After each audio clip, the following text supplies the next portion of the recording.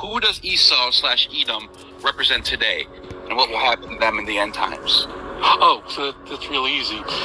So Edom is Christendom. It is the implacable enemy of the Jewish people.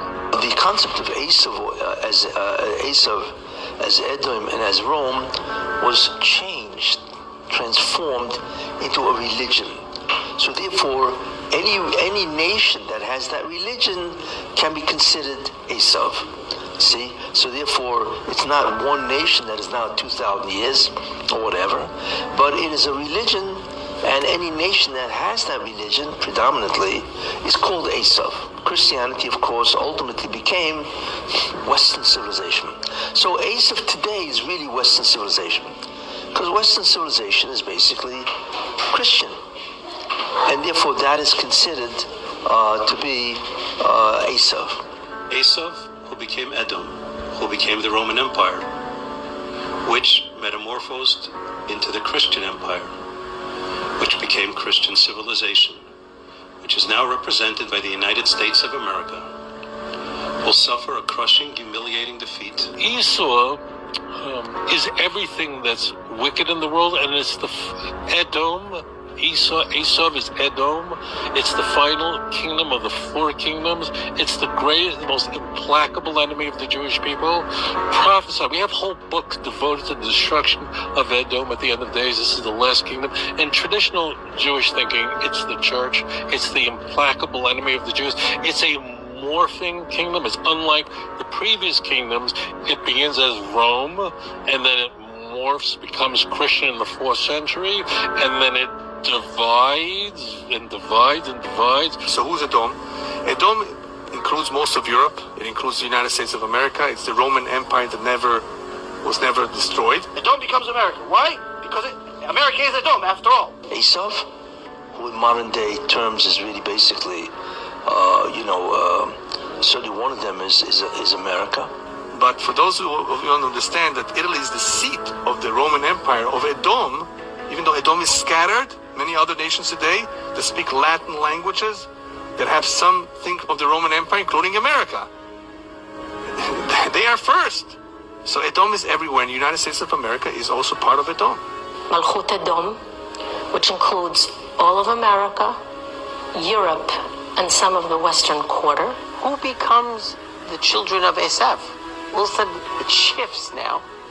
And we talk about Galut Edom as whom? As Rome, and eventually Western civilization. The Edomites are the descendants of Edom, who is also known as Esau, Jacob's evil twin. Our tradition tells us that the Edomites are the ancestors of the Romans, and indeed of all Europeans and the entire Christian world. Esav, who is the symbol of all the nations, Christians or not. Rome is the last empire of the 4 empires that subjugated the Jewish people. Edom, Rome is the worst of all. And Edom is going to be destroyed. We have entire books in Tanakh devoted to the destruction of Edom. It's finished, it's gone, no more. The West is Rome. According to the simple meaning, Europe and America are really one entity. But we know one thing, right? That when it comes to the classic Rome, which is Europe, they're finished. Esav, Edom, is the implacable enemy of the Jew, and an identifying feature of it is that it's constantly morphing, changing, but it's really the same thing. It only appears different, but it's really that 4th horse that has just many different colors. Their mark is eagle, and that's really the sign of the Romans and the Russians and the Americans and the Germans. All the evil empires, they all have the same symbol. And it describes then this force that's going to be destroyed like a marine creature, like a fish. It should be stated, I know for most people they think that the symbol of Christendom is a cross. As it turns out, the symbol of the cross for Christianity, relatively speaking, is rather late. The early and most primitive Christian symbol is the fish, because of the acronym of its name. So the fish is the ancient symbol of Christendom. It's really not until you get to the 4th century until you get to Constantine does the cross emerge as the chief symbol of the church. And it slithers from one place to another place because Christendom has managed not just to remain isolated and local to Rome, remain local to Edom in that area, but rather it slithers and emerges in different nations all over the world. And this has to be utterly destroyed because Christendom is the religion of Rome. And this is written over 2,000 years ago. And in the future, the sons of Ishmael are future to arouse huge wars all over the world. Now it's going to happen. They're going to go against the entire world, the sons of Edom. And they're going to go and gather war against the rest of the world. The sons of Edom, these are the Christians. So all the Muslims, this is a prophecy from over 200,000 years ago. The Muslims are going to go and they're going to infect the rest of the world. Everywhere they're going to go, they're going to cause havoc, they're going to cause riots, they're going to cause wars, and they're going to go against the land of Edom, the nation of Edom, which in our generation, this is the Christians it's talking about. In Isaiah chapter 63, the day of the great and terrible day of the Lord, it says that the Lord will come out from a place called Edom and he will crush Edom. Now, I'm just a broadcaster here, okay? In Jewish understanding, Edom is really talking about the Christianity, okay? Christianity is called Edom. Say it again. Christianity is Edom. The Edomim, Esau was called Edom, and his descendants were known as the nation of Edom.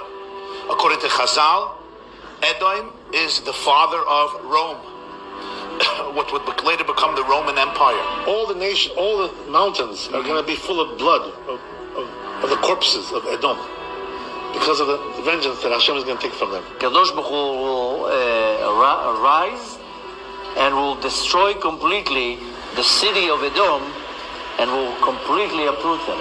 But regarding Esau, Edom, we stress their complete destruction and that God will throw them into the endless pit of darkness and oblivion. Regarding the total obliteration of Esau, we also have an entire book of Obadiah. In verse 18 of the single chapter of that book, we read as follows: Then the house of Jacob will be like fire, the house of Joseph a flame, and the house of Esau will be straw. They will set them alight and consume them. There will be no survivors from the house of Esau, for God has spoken. The third, this is called Nekama Bagoim, revenge on the nations that went against us for the last 4,000 or 5,000 years. Any nation, any person that went against the nation of the Jews is going to be a Nekama. There's going to be a revenge. Hashem will take their blood back.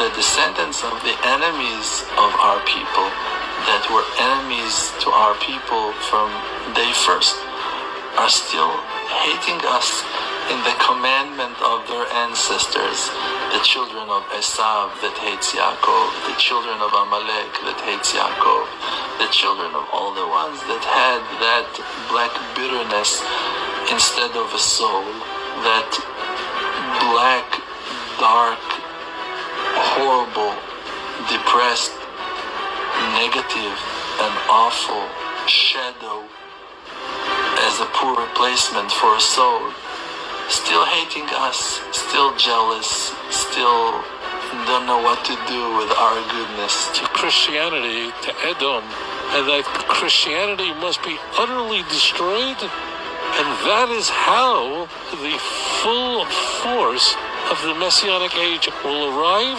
The spiritual heirs of the Roman Empire is the Western world, United States of America, so the USA will last until Mashiach comes. So one of the things that has to happen is America has to fall. I mean, because the American-led world order, that's the American-led order, is going to end.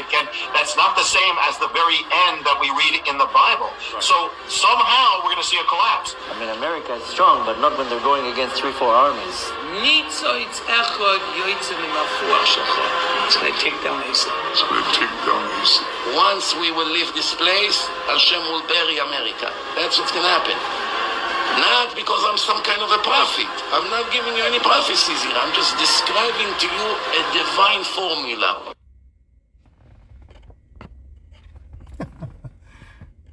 motherfuckers trying to get out of that prophecy, ain't they? Shalom.